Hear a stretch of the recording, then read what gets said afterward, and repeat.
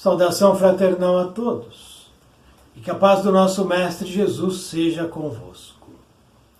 Vamos nesse vídeo meditar sobre mais uma lição deste livro chamado Jesus no Lar.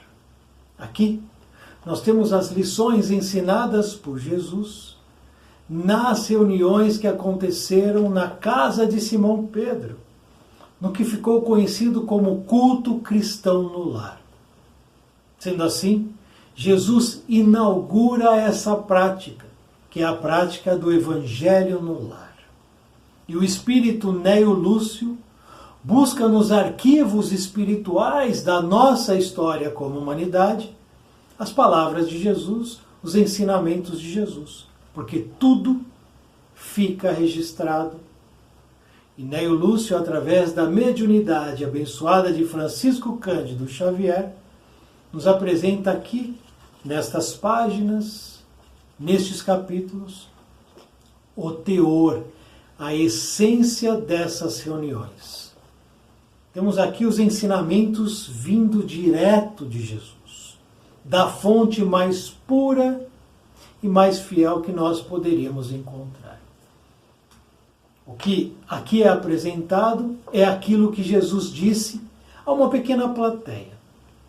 Sendo assim, é como se nós fôssemos transportados à casa de Simão Pedro. É como se nós estivéssemos sentados, assistindo a aula, aprendendo o que Jesus nos ensina. É um privilégio que, infelizmente, poucos se interessam. Vejamos então. Já vencemos 5 capítulos. Aqui agora, então, 6º capítulo, título Os Instrumentos da Perfeição. E teremos aqui como fundo a questão da parentela, parentes difíceis. Vejamos o relato. Naquela noite, Simão Pedro trazia à conversação o espírito ralado por extremo desgosto. Agastara-se com parentes descriteriosos e rudes. Velho tio acusara-o de dilapidador dos bens da família, e um primo ameaçara esbofeteá-lo na via pública. Guardava por isso o semblante carregado e austero. Quando o mestre leu algumas frases dos sagrados escritos, o pescador desabafou. Descreveu o conflito com a parentela e Jesus o ouviu em silêncio. Ao término do longo relatório afetivo, indagou o Senhor: E que fizeste, Simão, ante as arremetidas dos familiares incompreensivos? Sem dúvida, reagi como devia, respondeu o apóstolo veemente. Coloquei cada um no lugar próprio. Anunciei sem rebuços as más qualidades de que são portadores. Meu tio é raro exemplar de sovinice, e meu primo é mentiroso contumaz. Provei, perante numerosa assistência, que ambos são hipócritas e não me arrependi do que fiz. O mestre refletiu por minutos longos e falou compassivo: Pedro, que faz um carpinteiro na construção de uma casa? Naturalmente trabalha, redarguiu o interpelado irritadiço. E com o quê? Tornou o amigo celeste bem-humorado. Usando ferramentas. Após a breve resposta de Simão, o Cristo continuou: As pessoas com as quais nascemos e vivemos na terra são os primeiros e mais importantes instrumentos que recebemos do Pai para a edificação do reino do céu em nós mesmos.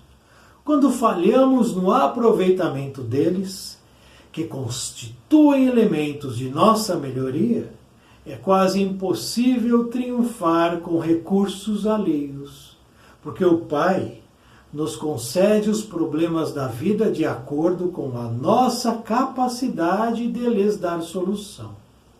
A ave é obrigada a fazer o ninho, mas não se lhe reclama outro serviço.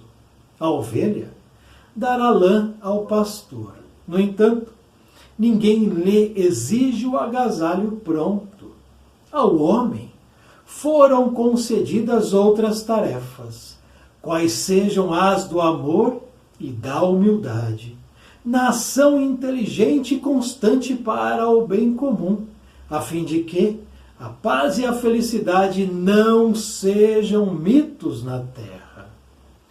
Os parentes próximos, Simão, na maioria das vezes, são um martelo ou serrote que podemos utilizar em benefício da construção do templo vivo e sublime, por intermédio do qual o céu se manifestará em nossa alma. Enquanto o marceneiro usa as ferramentas por fora, cabe-nos aproveitar as nossas por dentro. Em todas as ocasiões, o ignorante representa para nós um campo de benemerência espiritual. O mal é desafio que nos põe a bondade à prova. O ingrato é um meio de exercitarmos o perdão. E o doente é uma lição à nossa capacidade de socorrer. Aquele que bem se conduz em nome do Pai, junto de familiares endurecidos ou indiferentes, prepara-se com rapidez para a glória do serviço à humanidade. Porque se a paciência aprimora a vida, o tempo tudo transforma. Calou-se Jesus. E talvez porque Pedro tivesse ainda os olhos indagadores, acrescentou serenamente: se não ajudamos ao necessitado de perto, como auxiliaremos os aflitos de longe? Se não amamos o irmão que respira conosco os mesmos ares, como nos consagraremos ao Pai que se encontra no céu? Depois destas perguntas, pairou na modesta sala de Cafarnaum expressivo silêncio que ninguém ousou interromper.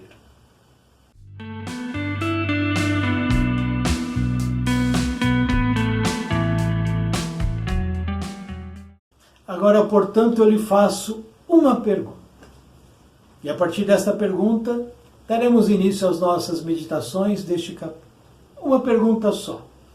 E a pergunta é a seguinte: assim como Simão Pedro encontrou no tio e no primo parentes difíceis, que trouxeram a ele naquele momento desgosto e aborrecimento, você também tem na sua vida, na sua família, pessoas que lhe trazem isso também? Desgosto, aborrecimento. Pessoas que proporcionam confrontos, conflitos, discussões, acusações, desconfianças. Há isso aí onde você está, na sua família, sim ou não? A resposta é sim. Há. Em todas as famílias deste planeta, iremos encontrar pessoas difíceis. Não há uma só família que escape a isso. Em todas, sem exceção, teremos pessoas difíceis, de difícil trato, que proporcionarão a nós conflitos, confrontos, discussões, problemas, dificuldades, acusações. Pessoas de difícil trato. Porque é natural que assim seja. Estamos num patamar evolutivo onde essas questões são naturais. Lembrando, nosso planeta é um planeta de provas e expiações. A humanidade que habita esse planeta é uma humanidade de provas e expiações, portanto, uma humanidade imperfeita, que apresenta ainda um traço de conflito, de confronto, de agressividade, de violência, de dificuldade no trato, é natural, é compreensível que todos nós encontremos em nossas famílias pessoas difíceis. E os desgostos, os aborrecimentos virão cedo ou tarde. Mas precisamos parar e pensar o seguinte: se nós encontramos em nossas famílias, em nossas relações, círculos familiares, pessoas de difícil trato, nos perguntemos: nós também não somos pessoas de difícil trato? Interrogação. Porque muitas vezes o outro me traz um desgosto, um aborrecimento, um confronto, um conflito. Sim. Mas será que às vezes não sou eu quem gero isso ao outro? Não sou eu que levo ao outro o conflito, o aborrecimento, o desgosto? Sendo eu também uma pessoa de difícil trato? Interrogação. A gente precisa se analisar. A gente precisa se observar. A gente precisa ser criterioso para com nós mesmos. Porque senão não vai dar certo.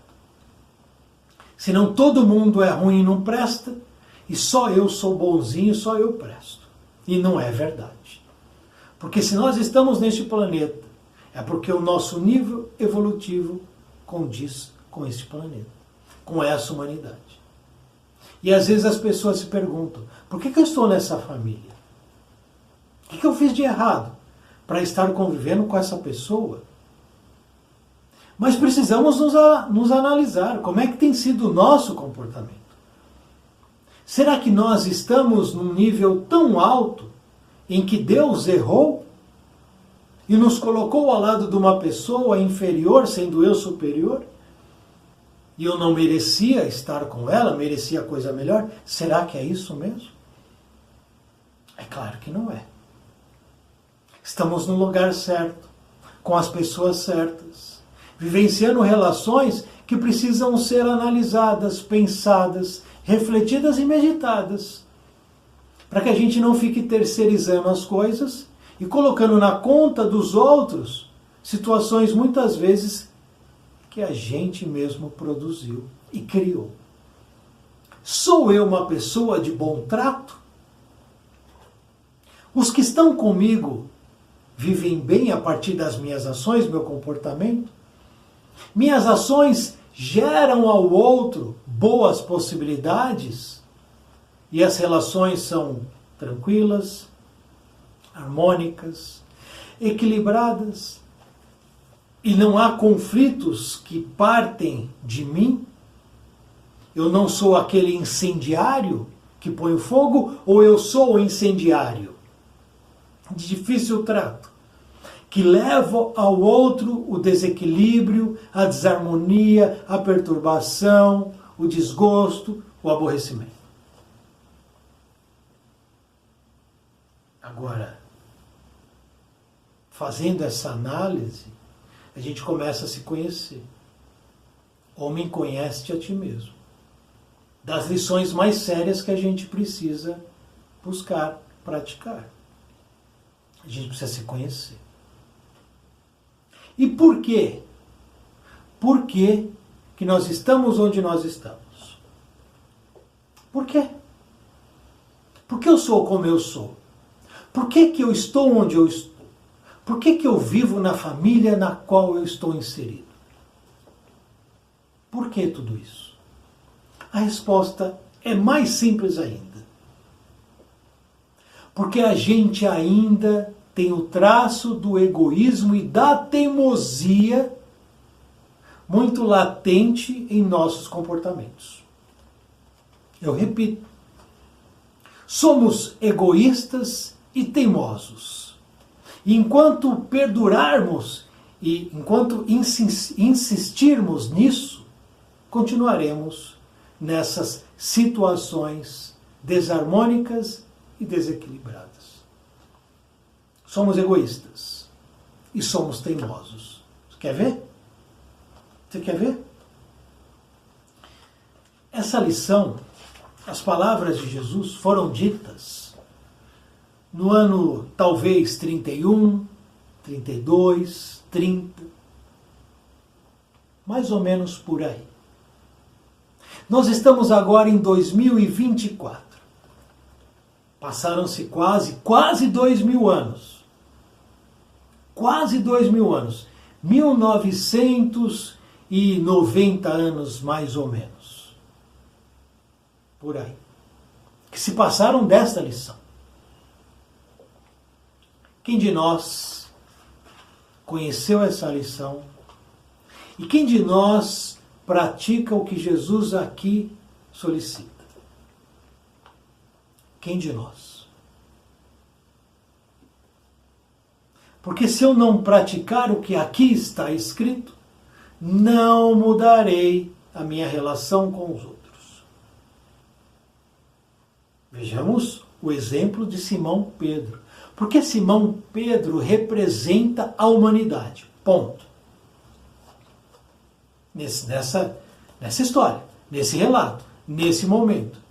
Porque Simão Pedro, depois muda. Mas ele vai mudar depois que Jesus é assassinado. Antes, nessa conversação, nessa reunião, nesse encontro, Pedro representa a humanidade. Quer ver? Veja só. Ele encontra o tio, encontra o primo, e o tio e o primo vão acusar ele disso ou daquilo, e aí o que ele faz? Ele revida, ele reage. Ele agride também os que o agrediram. Jesus escuta. E aqui tem uma lição. Jesus ouviu em silêncio o pescador desabafar. Após longo relatório afetivo, Jesus fala. Enquanto Pedro estava ali colocando para fora tudo que estava engasgado, aquela relação, aquela situação, aquela experiência com o tio e com o primo, Jesus não falou nada. Jesus só usou do ouvido. Deixou aquele homem falar. E às vezes, pessoal,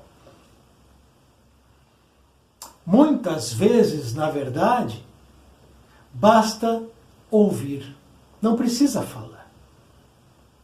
Às vezes o outro precisa falar. Porque ao falar, ele está despressurizando a alma. É como a panela de pressão que vai explodir. Quando ele começa a falar, a panela de pressão espiritual começa a soltar, a despressurizar. Qual é o nosso papel aí? Apenas ouça. Só isso. Não é difícil. Não precisa emitir nenhuma opinião, nenhum juízo. Apenas ouça. Se couber alguma coisa instrutiva, elevada, ok. Se não, nos calemos. Vamos nos manter em silêncio, mudos? Escutemos o que o outro está falando. Não importa o que o outro está falando. Ele está precisando falar, deixa falar. Deixa falar. Se é certo, se é errado, se agiu prudentemente, se não, é problema dele, é do outro. Eu não resolvo nada pelo outro. Mas apenas fornecer um ouvido a quem precisa ser ouvido, às vezes isso resolve muita coisa. Mas a gente não presta atenção nisso, perdão, né? O outro começa a falar, a gente já diz, vai começar de novo. Lá vem com essa história de novo, eu não aguento mais. Mas de novo você vai falar isso? A gente está cortando qualquer possibilidade do outro desabafar. Porque Pedro aqui demonstra um tipo de comportamento, que é o da humanidade. É o da humanidade, que é muitas vezes o nosso comportamento. ao sermos agredidos, ao sermos acusados, ao sermos intimados, tentados, irritados, a gente reage. Jesus então ensina. Ouça e não fale nada. Mas aí depois do relato, Jesus pergunta: que fizeste, Simão, ante as arremetidas dos familiares incompreensivos? Então aqueles familiares, o tio e o primo, incompreensivos. Temos estes em nossas fileiras familiares? Claro que temos. Aqueles que não compreendem, os que não querem compreender. Temos eles. Mas o que fazemos perante eles? Fazemos o que Simão Pedro fez. Vejamos o que ele fez. Relembremos. Sem dúvida, mestre. Reagir como devia. Olha só. Reagir como devia. Mas o que significa reagir como devia? Como eu devo reagir? Que tipo de normativa, que tipo de instrução, que tipo de ideia eu tenho que me faz reagir como deveria reagir? Então assim, aí eu fui xingado, existe uma maneira de reagir. Aí eu fui humilhado, existe uma maneira de reagir. É a cabeça de Pedro aqui.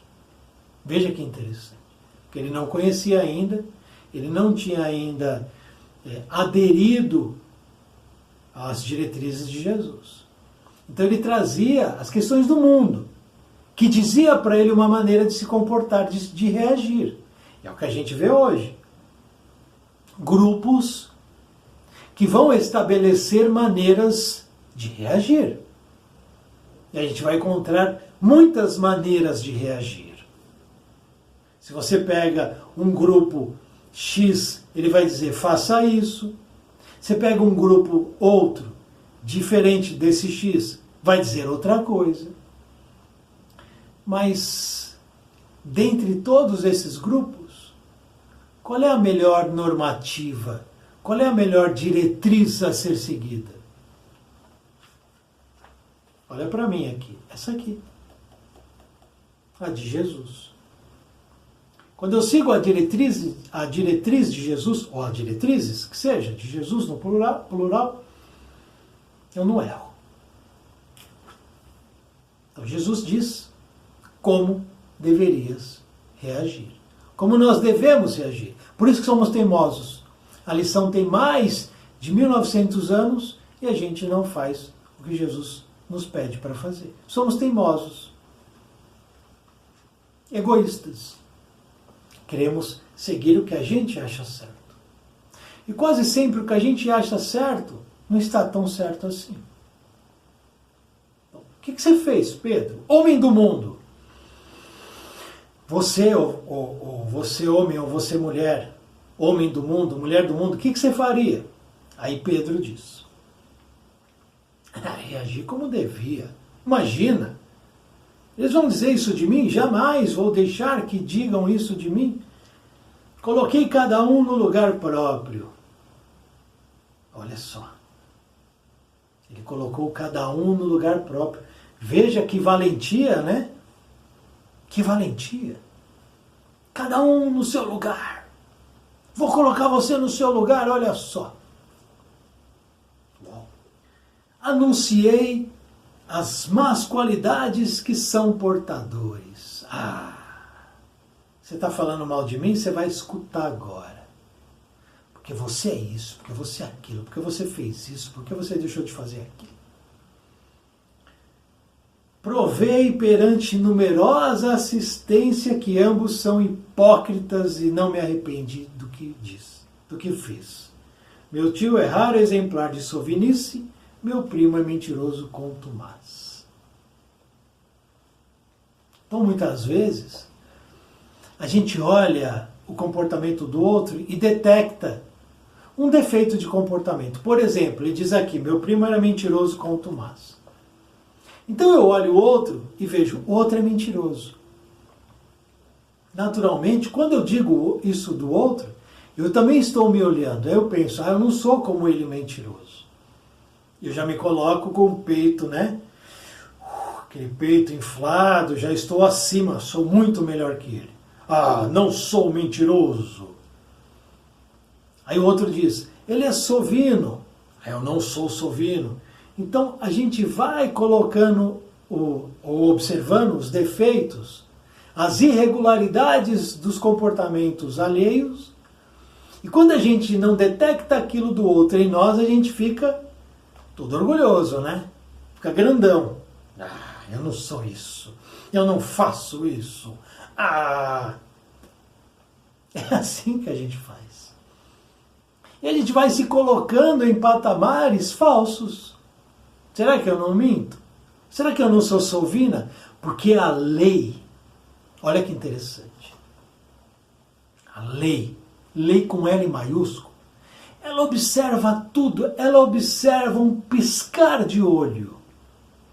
E a sovinice não se resume só a dinheiro não, tá? Se eu tenho saúde, eu guardo a saúde só para mim? Se eu tenho braços, eu não uso meus braços para amparar aquele que não tem braços? Se eu tenho olhos, eu uso meus olhos para guiar aquele que não tem olhos? Veja que a sovinice não se resume só a dinheiro. E a mentira? Pequenas mentiras. Aquelas mentiras que nos parecem inofensivas e não farão mal a ninguém. Fala que eu não estou, fala que eu não estou. Mas você está. Fala que eu não sei, mas você sabe. Não, eu não vi, mas você viu. Não ouvi, ninguém falou comigo. Falaram com você. Então será que Pedro era tão melhor do que o primo e o tio? Será que eu sou tão melhor do que aquele parente que me traz desgosto e aborrecimento? Sou tão melhor? Estou tão acima? Sou tão diferente? Será? Será que eu não sou teimoso? Teimoso há 2000 anos? Em que eu não sigo o maior de todos? Em que eu não desejo o bem do outro, a felicidade do outro, o crescimento do outro, o progresso do outro? Será? Pedro é o homem do mundo. Somos nós, homens e mulheres do mundo. Dito isso, vem a lição. E a lição de Jesus é absolutamente atual. É o que diz aqui, na parte de trás do livro. Demonstra a permanente atualidade da mensagem evangélica a todos acessível, que enfatiza a necessidade de cada um se reformar interiormente, revelando seus pensamentos, atos, posturas, atitudes, buscando ajustá-los à verdadeira moral cristã. Porque o que é o Espiritismo? Não é o cristianismo redivivo? Mas qual é a base que sustenta o Espiritismo? A reforma íntima baseada na moral. Porque ciência e filosofia são secundários dentro do Espiritismo. O que vale no Espiritismo é a transformação moral. É o que diz aqui, Evangelho segundo o Espiritismo. Eu vou até buscar aqui, antes da gente voltar para a lição de Jesus, aqui, capítulo 17, título Sede Perfeitos, nós temos a seguinte colocação. Reconhece-se o verdadeiro espírita pela sua transformação moral e pelos esforços que faz para domar as suas más inclinações. Portanto, a questão é moral, acima de qualquer outra questão, inclusive aqui dentro da doutrina espírita, que é moral, ciência e filosofia. A moralidade está acima da ciência e da filosofia. Não são menos importantes, mas o mais importante de tudo é a moralidade, sem dúvida nenhuma. E aí muitos se perguntam, mas por que que eu nasci nessa família? Por que que eu parece que não pertenço, não reconheço, não me reconheço junto a essas pessoas?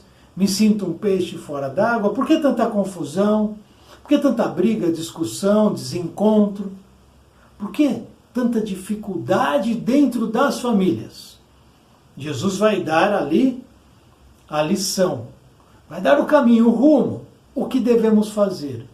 Mas o Consolador prometido aqui, nos explica o porquê de tanto conflito. Vamos a essa explicação para depois fazermos uma ponte com a lição e o ensinamento de Jesus. Capítulo 4. Ninguém pode ver o reino de Deus se não nascer de novo. Item 19. Notem o que este item nos apresenta. A união e a afeição que existe entre os parentes são indício da simpatia anterior que os aproximou. O que isso significa? Que existem espíritos afins, simpáticos, e espíritos que não são afins, não são simpáticos. O que são os espíritos afins e simpáticos? São aqueles que se gostam, se respeitam, se ajudam, se amparam, se acolhem, se sustentam. São espíritos que gostam de estar juntos. E espíritos não afins, não simpáticos, é o contrário disso. São aqueles que não se gostam. Também se diz, falando de uma pessoa cujo caráter, gostos e inclinações não tem nenhuma semelhança com seus parentes. É o que acontece às vezes. Dentro de uma família tem os espíritos simpáticos e aqueles não simpáticos. Aqueles que destoam, que trazem para a família dificuldades e desafios. Que não é da família. Dizendo isso, enuncia-se maior verdade do que se crê. Deus permite nas famílias essas encarnações de espíritos antipáticos ou estranhos, com duplo objetivo de servir de prova para alguns, de meio de adiantamento para outros. Aí a resposta. Tudo que está na nossa vida serve para estudo, meditação, melhoria e aprimoramento. Tudo, ele diz aqui. Em alguns casos, serve como prova. Em outros, para aprimorar. Os maus se melhoram, pouco a pouco, ao contato dos bons, pelos cuidados que deles recebem. Vamos pegar uma penitenciária.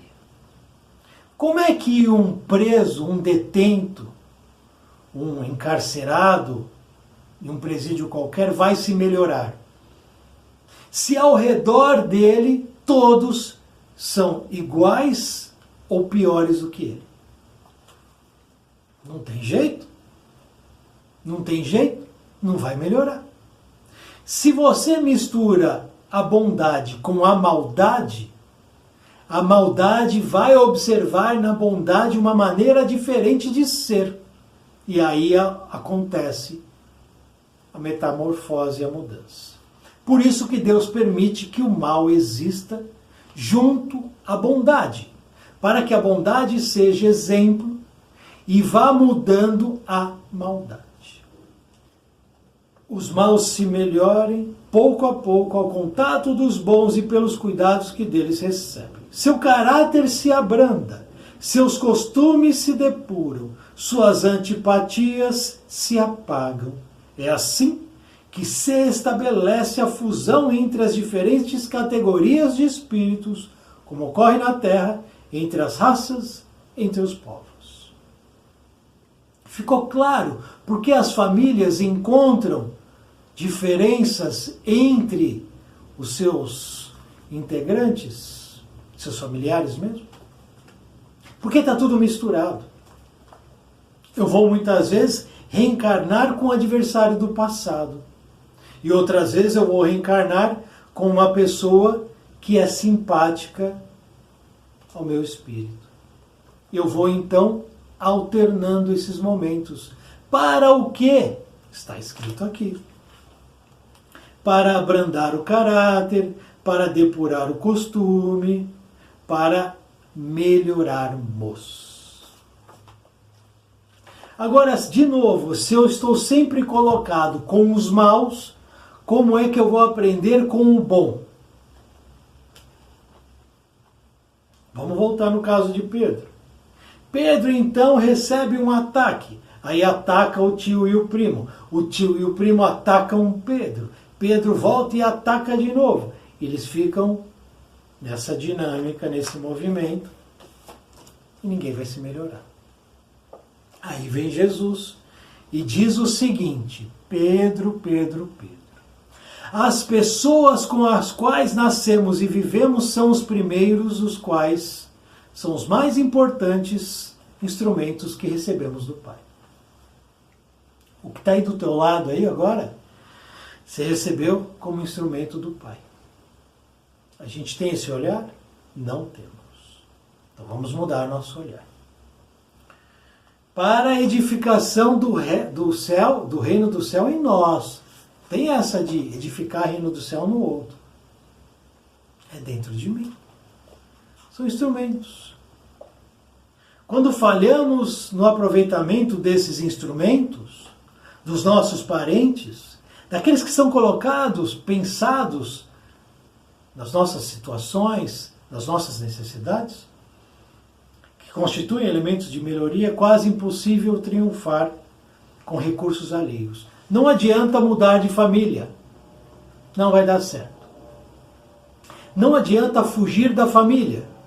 Não vai dar certo. Por que que a família existe? Para que a família junto, se depure, se melhore. Cada membro auxiliando o outro membro. Cada integrante aprendendo, auxiliando e suportando o outro integrante. São instrumentos para que a gente edifique em nós o reino de Deus. Não adianta buscar outra família, buscar outro país, buscar outra vida. A gente vai estar se enganando. Porque em algum momento a gente pode até conseguir isso. Vai durar quanto? 50 anos? E depois de desencarnar? Porque a família que é constituída, é preparada no plano espiritual, não pode ser desfeita por um capricho do homem que não deseja vivenciar com esse ou com aquele cidadão ou cidadã. Que aí dá 50 anos, 60 anos vai ter que reencarnar com essa mesma pessoa. Querendo ou não. Porque aí, se quiser fugir de novo, Deus corta o recurso. Diz, você não vai conseguir fugir dessa vez. A gente só joga para frente os problemas, se a gente não busca resolvê-los. O Pai nos concede problemas de acordo com a capacidade que a gente tem de dar solução. O que está na nossa mão a gente consegue resolver. Ao homem foi concedido o amor e a bondade, nação inteligente para o bem comum. Está vendo como a gente não faz isso? Amor e humildade para o bem comum. A gente não pratica isso, pois reclama. Parentes próximos, na maioria das vezes, são o martelo e serrote que podemos utilizar em benefício da construção do templo vivo. São instrumentos. Por isso que aqueles difíceis nos auxiliam. Se a gente souber fazer uso deles. No bom sentido, é lógico, né? Em todas as ocasiões, o ignorante representa para nós campo de benemerência espiritual. Benemerência, quem tem mérito de receber louvores e recompensas. A gente tem isso.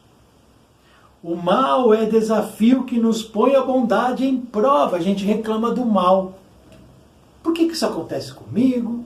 Por que isso? Por que aquilo? Tudo de mal acontece comigo. É para provar se você tem bondade. Tem bondade aí? Despertou? Está crescendo a semente? O mal vem para aferir. Não é gratuito, não. O ingrato é meio de exercitarmos o perdão. Olha só. Quanta ingratidão eu recebo? Então, eu pergunto para você, quanto perdão você tem dado aos ingratos? O doente é uma lição da nossa capacidade de socorrer. Se não ajudamos ao necessitado de perto, como auxiliaremos os aflitos de longe? Se não amamos o irmão que respira conosco os mesmos ares, como? Nos consagraremos ao Pai que se encontra no céu?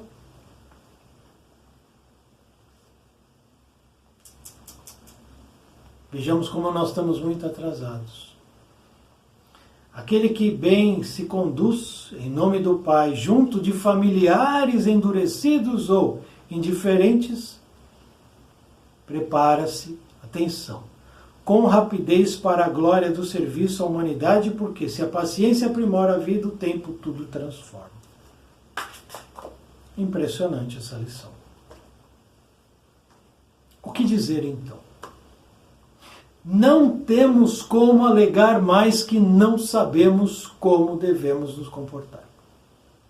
Não posso dizer depois, ou agora, ou daqui para frente.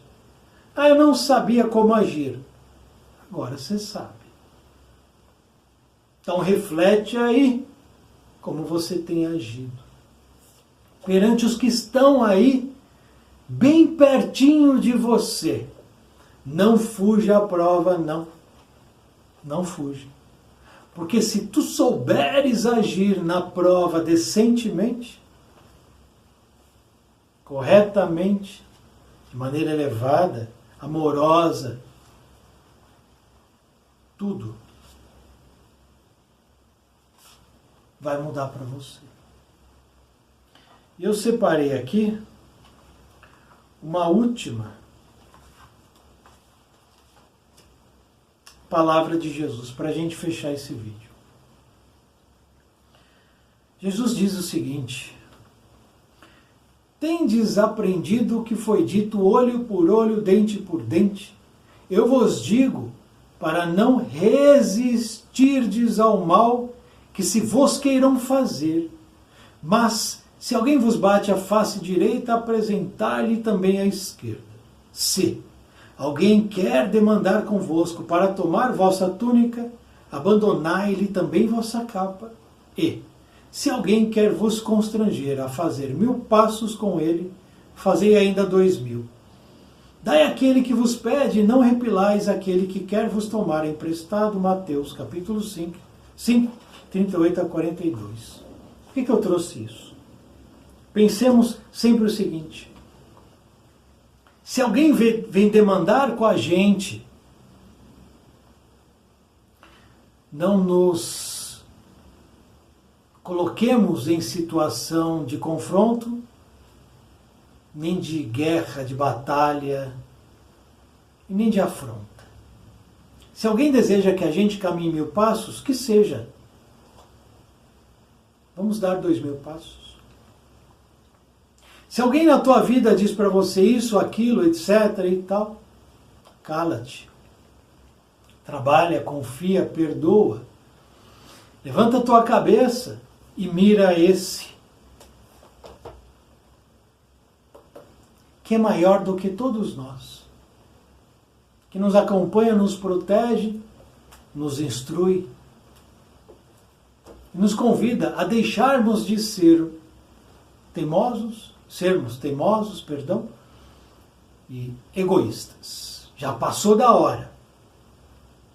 Já passou da hora de deixarmos para trás esse homem velho. Meditemos. Obrigado por assistir esse vídeo. Muita paz, muita luz. Salve nosso Mestre Jesus.